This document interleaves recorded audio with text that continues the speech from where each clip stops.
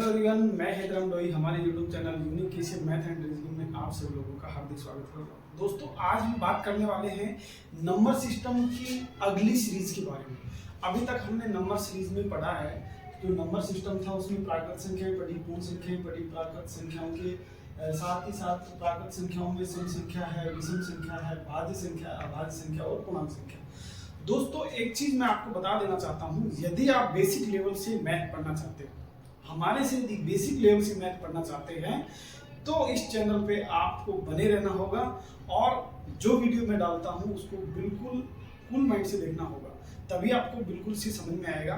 क्योंकि यहाँ मैं बेसिक लेवल से आपको अच्छे से समझाने की कोशिश करूँगा। ये एग्जाम कोई भी हो, हर एग्जाम के लिए उपयोगी होगा, चाहे वो नवोदय का है, चाहे एसएससी का है, चाहे वो बैंक का है, रेलवे का है, कोई भी एग्जाम, किसी भी एग्जाम में नंबर सिस्टम हमेशा आता है। और दोस्तों, ये चीज मैं बता देना चाहता हूँ कि जिस तरह से हम समझाएंगे उसके बाद आपको दोबारा से कभी नंबर सिस्टम में कोई दिक्कत नहीं आएगी। यदि आप इसको अच्छे से देखते हैं, वीडियो को स्किप करके नहीं देखते हैं, लगातार देखते हैं, तो आपको कहीं भी कोई दिक्कत नहीं आएगी, ये मैं दावा करता हूँ। और यदि दोस्तों आप लास्ट तक वीडियो देखते हो और वीडियो को आपको अच्छा लगता है, तो वीडियो को पसंद जरूर करना और लाइक करना साथ में, और लाइक के साथ साथ अपने दोस्तों में इसको शेयर भी करना। क्यों? क्योंकि इससे जो दोस्त आपके तैयारी कर रहे हैं उनको भी इसका फायदा मिल पाएगा। और चैनल पे नए हैं तो चैनल को सब्सक्राइब भी कीजिएगा। तो देखिए, हम बात करते हैं नंबर सिस्टम की। अभी हम नंबर सिस्टम में चलते हैं। तो नंबर सिस्टम में हमने एक हल्की सी मैं झलक दे देता हूँ, इसमें जो पहले मैंने करवाया है उसकी हल्की सी झलक आपको दिखा देता हूँ, ताकि आप उससे कनेक्ट हो पाए। ठीक है, जो पीछे का जो चैप्टर है उससे कनेक्ट हो पाए, इसके लिए मैं हल्का सा इसमें बता देता हूँ।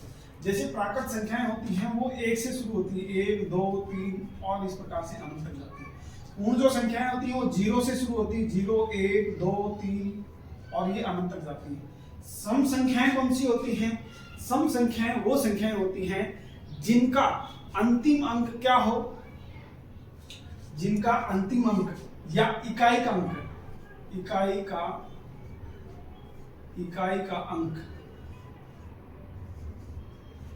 का अंक जिसका 0 है, 2 है, 4 है, 6 है, 8 है। जिस संख्या का इकाई का अंक 0, 2, 4, 6, 8 आता है वो सम संख्या होती है। कौन सी सम संख्या होती है? वो सम संख्या होती है, उसको हम सम प्राकृत संख्या भी बोल सकते हैं। विषम संख्या जिसका इकाई का अंक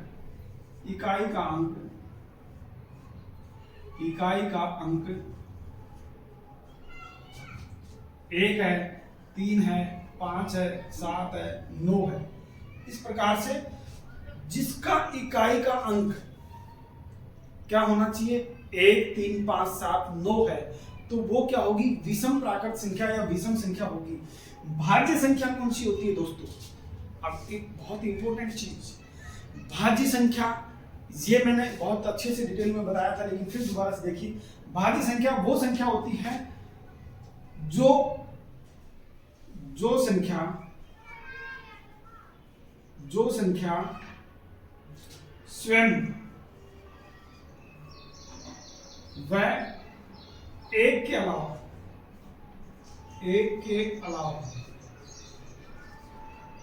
अलावा किसी और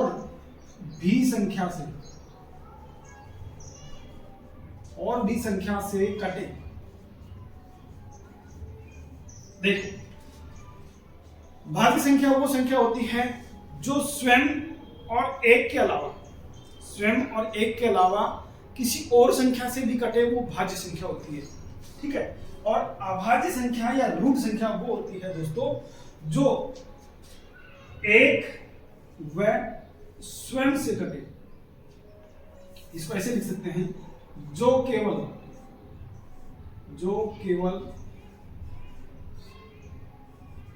एक व स्वयं से कटे। ठीक है, जो एक और स्वयं से कटे वो अभाज्य संख्या होती है। ठीक है, तो ये चीज मैं आपको ये झलक दिखा रहा हूं। और पूर्णांक संख्याएं तो आपको पता ही है, जो पूर्ण संख्याएं होती हैं उनमें माइनस की संख्याएं और शामिल कर दो तो वो पूर्ण संख्याएं हो जाती है, पूर्णांक संख्या हो जाती है।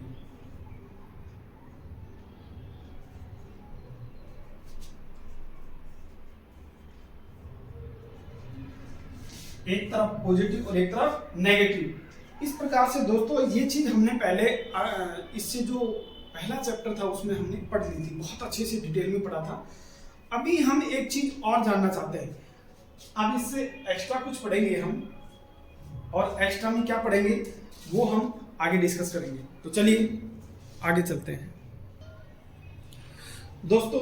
अब देखते हैं हम कि कुछ सवाल हमने लिए यहाँ पे। देखिए कुछ सवाल ऐसे लिए, 5 अंकों की बड़ी से बड़ी संख्या कौन सी होती है? 5 अंकों की बड़ी से बड़ी संख्या कौन होती है? 2 अंकों की बड़ी से बड़ी संख्या कौन सी होती है? 1 अंक की बड़ी से बड़ी संख्या कौन सी होती है? ऐसे जो सवाल आते हैं उनको इस तरीके से हल करेंगे। ये आप यहाँ पे देखिएगा, देखो दिया है 5 अंकों की बड़ी से बड़ी संख्या। तो एक चीज मैंने पहले बताया था, थोड़ा देखिए नीचे का, कि हमारे को इसमें अंक देखने थे। अंक मैंने बताए थे कि कौन से अंक होते हैं। 0 होता है, 1 होता है, 2 होता है, 3 होता है, 4, 5, 6, 7, 8 और 9। तो यहाँ सबसे बड़ा अंक कौन सा है? 9। तो 5 अंकों की बड़ी से बड़ी संख्या 9 को लेके बनाएंगे तो ये हो जाएंगे 1, 2, 3, 4, 5। ये संख्या क्या है? 5 अंकों की सबसे बड़ी से बड़ी संख्या हो जाएगी। अब छोटी से छोटी संख्या, अब आपके दिमाग में आ रहा होगा कि छोटा से छोटा तो 0 है। देखो 0 से हम कोई संख्या नहीं बना सकते। लिख लो 0 0 0 0 0, ये कोई संख्या बनी क्या? नहीं, ये कोई संख्या नहीं है। 1 को लेना ही पड़ेगा, 1 के बाद में 0 लगा सकते हैं, शुरू में 1 लेना ही पड़ेगा। तो यहां पे हमारे पास आता है, देखो यहां पे जो संख्या आएगी हमारे पास वो ये होगी। 1 लेंगे, पहले सबसे छोटी संख्या 1 है, उसके बाद 0 लगा देंगे। 1 2 3 4, ये 5 अंकों की सबसे छोटी संख्या हो जाएगी। कौन सी हो जाएगी? 5 अंकों की सबसे छोटी संख्या ये हो जाएगी। अब हम बात करते हैं आगे।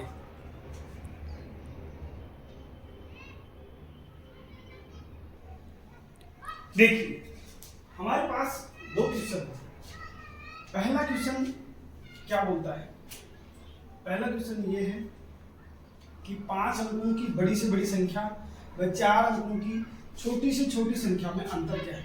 तो 5 अंकों की बड़ी से बड़ी संख्या हम लिख लेते हैं पहले। 5 अंकों की बड़ी से बड़ी संख्या ये है 9999। यदि 5 अंकों की 99,999।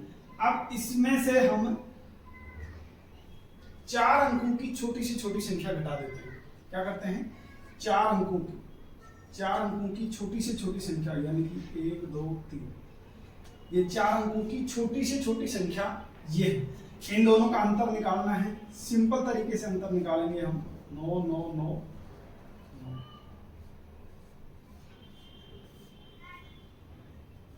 9 में से 0 9, 9 में से 0 गया तो 9 बचेगा, और 9 में से 0 गया तो 9 बचेगा, 9 में से 1 गया तो 8 बचेगा, और ये बचेगा 9।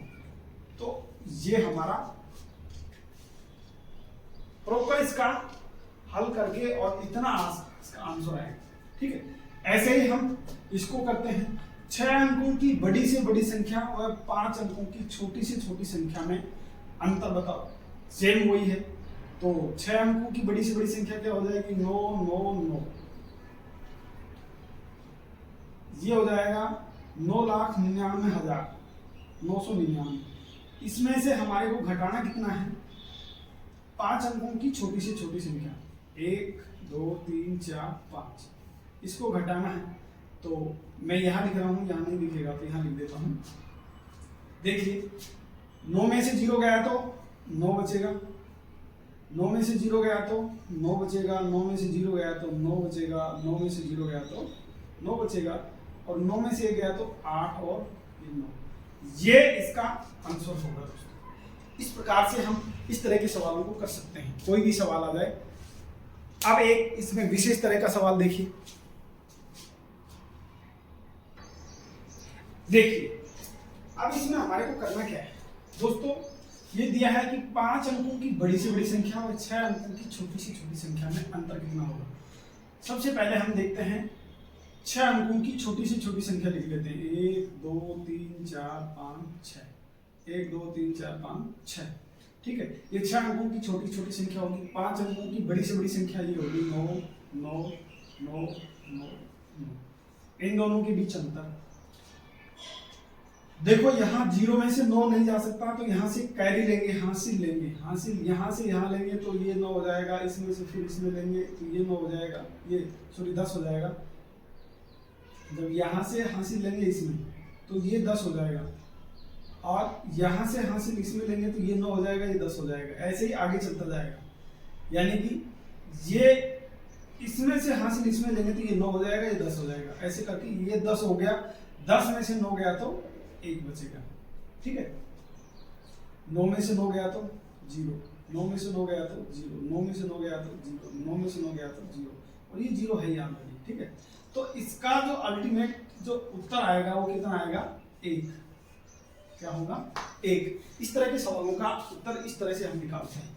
अब एक लास्ट और सवाल देखिए इसका, 6 अंकों की बड़ी से बड़ी व 7 अंकों की छोटी से छोटी। देखो एक बढ़ा के अंक पूछे, बड़ी से बड़ी छोटी हो, मतलब छोटी संख्या है, जैसे 5 अंकों की बड़ी से बड़ी संख्या, 6 अंकों की छोटी छोटी संख्या में अंतर यहाँ दिया है। 6 अंकों की बड़ी से बड़ी संख्या और 7 अंकों की छोटी छोटी संख्या, तो 7 अंकों की छोटी से छोटी संख्या 1 2 3 4 5 6 7, 1 2 3 4 5 6 7। 6 अंकों की बड़ी से बड़ी संख्या 9 9 9 9 9 और 9।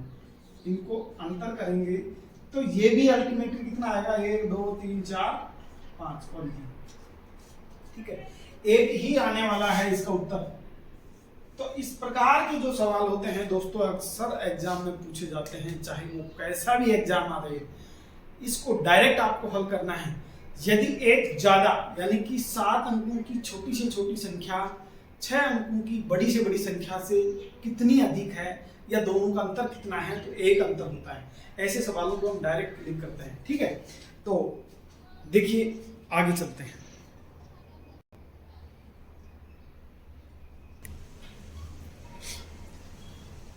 दोस्तों इसमें देखिए कि वैज्ञानिक अंकन पद्धति, ये बहुत ही अच्छा क्वेश्चन है और अक्सर एग्जाम में पूछ लिया जाता है। डायरेक्ट इतना ज़्यादा बड़ा नहीं है लेकिन बहुत इजी है।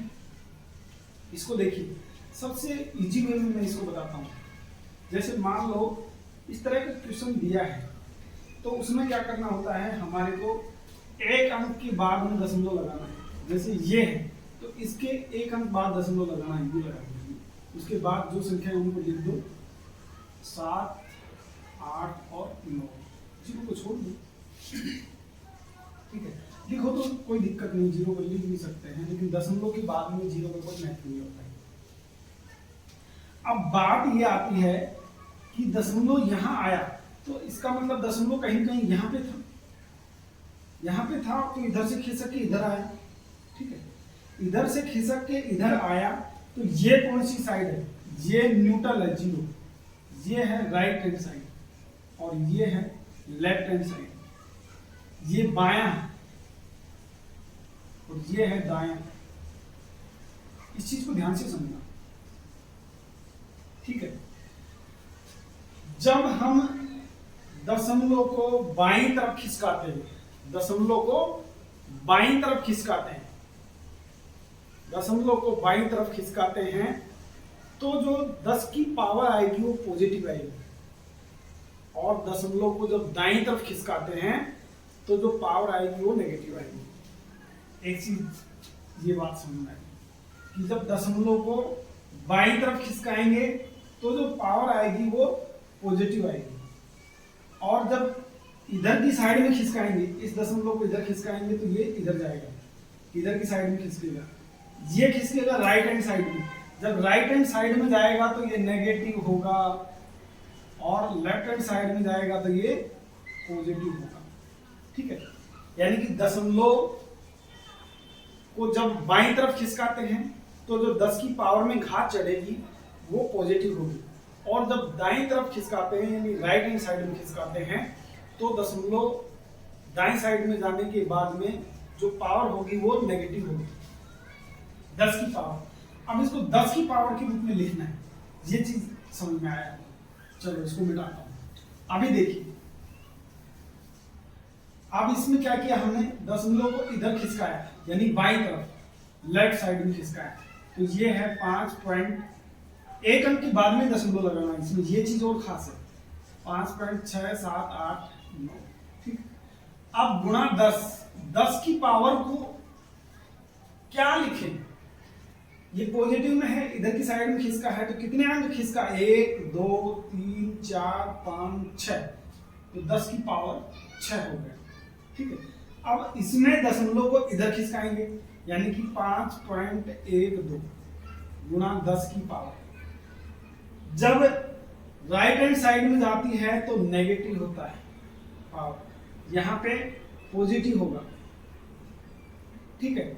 जब इधर की साइड में जाती है तो नेगेटिव होता है, नेगेटिव होगा, इसका मतलब कितना खिसका, 1 2 3 4 अंक बाद खिसका तो माइनस की 4। अब इसको लिखते हैं, देखो ये हमारे पास है, इसको मैं ऐसे लिख सकता हूं,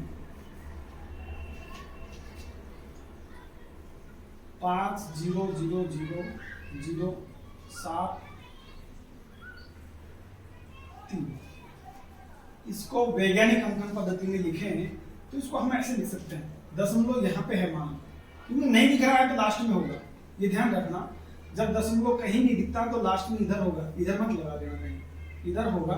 तो इधर से जब इधर की ओर खिसकेगा तो पॉजिटिव होगी, और पॉजिटिव होगी तो एक अंक छोड़ के दशमलव लगा दो एक की बात में, और 0,0,0,0,7,3 गुणा 10 की पावर कितने अंक खिसका, 1 2 3 4 5 6 अंक खिसका है, तो माइनस का सॉरी प्लस का, देखो इधर खिसका है, इधर आया है ना, इधर की साइड में, तो ये पॉजिटिव होगा, पॉजिटिव होगा तो ये कितना हो गया, 10 की पावर 6।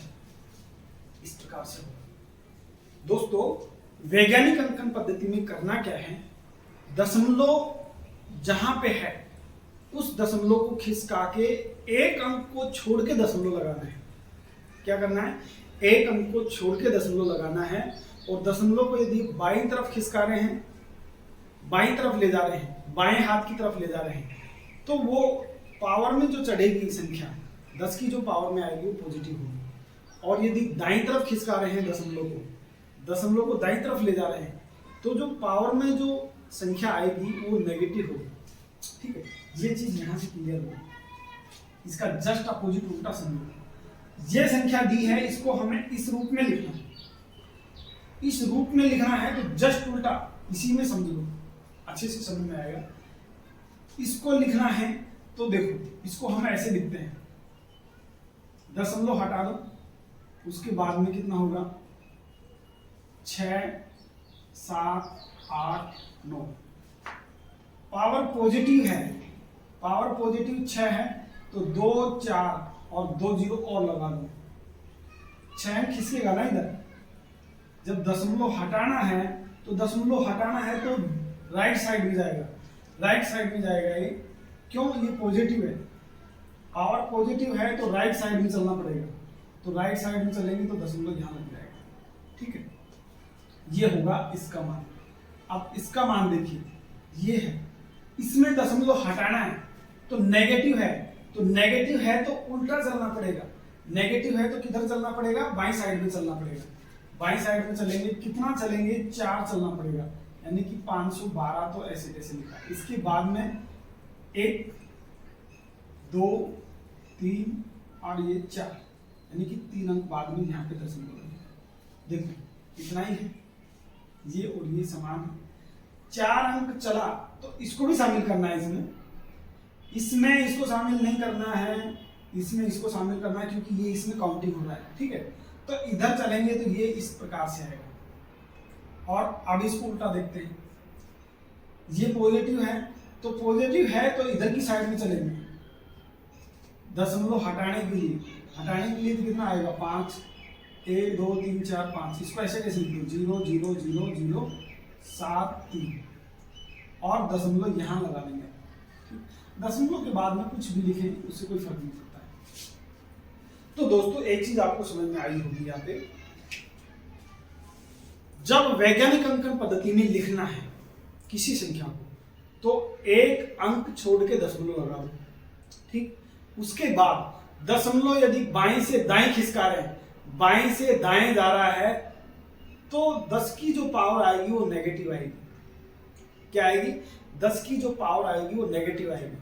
और यदि दशमलव दाएं से बाएं आ रहा है तो 10 की जो पावर आएगी वो पॉजिटिव आएगी। जी हाँ, क्या आएगी? पॉजिटिव आएगी। अब इसका अपोजिट समझो। सामान्य कोई संख्या दे रखी है, वैज्ञानिक अंकन में कोई संख्या दे रखी है, वैज्ञानिक अंकन पद्धति में कोई संख्या दे रखी है, उसको सामान्य संख्या में बदलना है। तो सामान्य संख्या में बदलना है तो सेम वही प्रक्रिया, उल्टा कर देंगे उसको। मतलब जो बाईं तरफ चल के पॉजिटिव होता था वो बाईं तरफ चल के नेगेटिव हो जाएगा। क्या है? बाईं तरफ जब जाएगा दशमलव और दशमलव बाईं तरफ खिसकेगा तो वो नेगेटिव में जाएगा। जब नेगेटिव पावर है, देखो यहाँ पे नेगेटिव पावर है तो बाईं तरफ खिसक रहा है, पॉजिटिव पावर है तो दाईं तरफ जा रहा है। ये कंफ्यूज मत होना, इसमें एक चीज फिर मैं क्लियर कर देता हूं।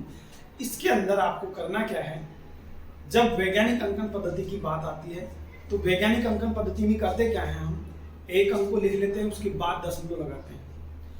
दशमलव यदि बाईं तरफ से दाईं तरफ जा रहा है, यानी कि लेफ्ट साइड से राइट साइड जा रहा है, तो इसका मतलब वो नेगेटिव में जा रहा है। क्या जा रहा है? नेगेटिव में जा रहा है। 10 की पावर नेगेटिव होगी, ऋणात्मक होगी। दशमलव दाईं साइड से बाईं साइड में जा रहा है तो वो पॉजिटिव होगी, यानी कि जो घात आएगी वो धनात्मक आएगी।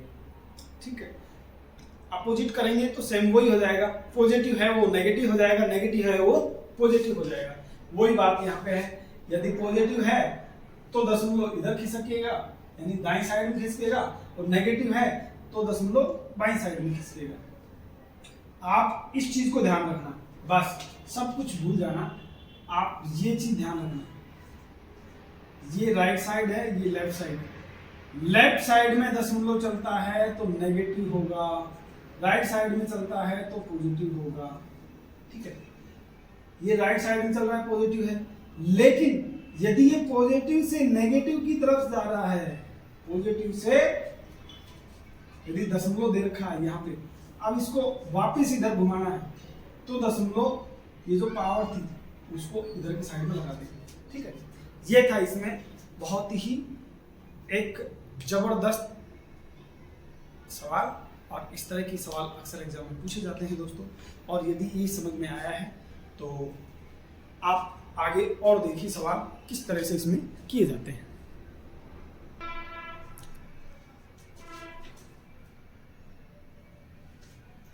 दोस्तों देखिए, अभी एक और इसका एक एग्जाम्पल मैंने लिया है वैज्ञानिक अंकन का। देखिए ये है 5170, इसको हम वैज्ञानिक अंकन पद्धति में लिखेंगे तो यदि ये पॉजिटिव है, इसमें देखो दशमलव कहीं दिख नहीं रहा तो इसका मतलब लास्ट में इस दशमलव को इधर खिसकाएंगे तो इधर खिसकाएंगे तो कितने अंक खिसकेगा? 1 2 3, यहाँ पे आएगा 1 2 3, तो 10 की पावर 3 होगा।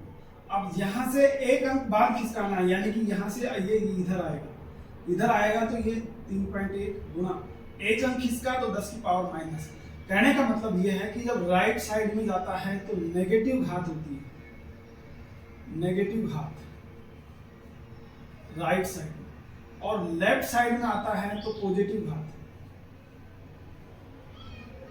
ठीक है, जब ये इधर की साइड में आती है घात, सॉरी दशमलव इधर आता है, दशमलव इधर आता है तो पॉजिटिव घात, और दशमलव जब इधर जाता है, इधर की साइड में जाता है तो ये नेगेटिव घात। ठीक है, यह चीज ध्यान रखना।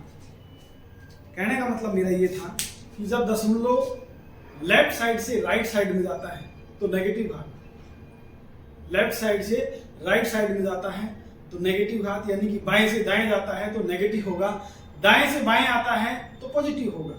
ये ध्यान रखिए आप। जो आपका राइट हैंड है, राइट हैंड की तरफ जाता है तो नेगेटिव होगा घात, और लेफ्ट हैंड की तरफ जाता है तो पॉजिटिव होगा। ये ध्यान रखना। ठीक है,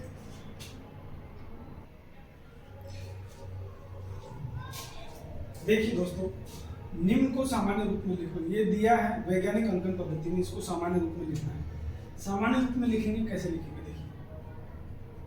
सबसे पहले इसका दिखना, यानी कि नेगेटिव पावर है तो नेगेटिव पावर है, इसका मतलब जो दशमलव है वो लेफ्ट साइड में चलेगा। लेफ्ट साइड में चलेगा तो पहले तो संख्या को लिख लिया ऐसे कैसे। अब उसके बाद में कितने अंक चलेगा, तो 3 पावर है तो 3 अंक चलेगा, तो यहां से गिनो 1, और उसके बाद में कोई अंक नहीं है तो 0 लगा दो। 1 2 3 ये हो, ठीक है। अब ये है, इसको हटा दो, 4 अंक बाद में दशमलव जाएगा। जब पॉजिटिव पावर है तो इधर की साइड में खिसकेगा। 1 कितने अंक जाएगा, 4 अंक, 1 2 3 और 4, ठीक। इसको करना है, कैसे करेंगे, इसमें पॉजिटिव पावर है तो राइट साइड में जाएगा, यानी कि 1 0.5, ये इसका आंसर होगा। इस प्रकार से दोस्तों वैज्ञानिक अंकन पद्धति को हम सामान्य पद्धति में और सामान्य रूप में, या सामान्य रूप को वैज्ञानिक अंकन पद्धति के जो वैज्ञानिक पद्धति वाला रूप है उसमें कैसे चेंज करते हैं, ये मैंने आपको बताया। इसमें सीधा सा चीज ध्यान रखना है कि जब लेफ्ट साइड से राइट साइड में जाते हैं और दशमलव को हम लेफ्ट से राइट में खिसकाते हैं तो नेगेटिव घात आएगी, और राइट साइड से और लेफ्ट साइड में लाते हैं तो पॉजिटिव घात आएगी। 10 की जो घात आएगी वो पॉजिटिव आएगी। और उसी प्रकार से जस्ट उल्टा हो जाएगा, जब पॉजिटिव है तो राइट साइड में खिसकेगी और नेगेटिव है तो लेफ्ट साइड में खिसकेगी। ये था इसका एक सामान्य रूप। दोस्तों आशा करता हूँ समझ में आया होगा, और समझ में आया है तो जो इस वीडियो को देख रहे हैं वीडियो को लाइक कीजिए और अपने दोस्तों में इसको शेयर कीजिए। साथ ही साथ चैनल पे नए हैं तो चैनल को सब्सक्राइब कीजिए। मिलते हैं नेक्स्ट वीडियो में, तब तक के लिए bye bye, have a nice day.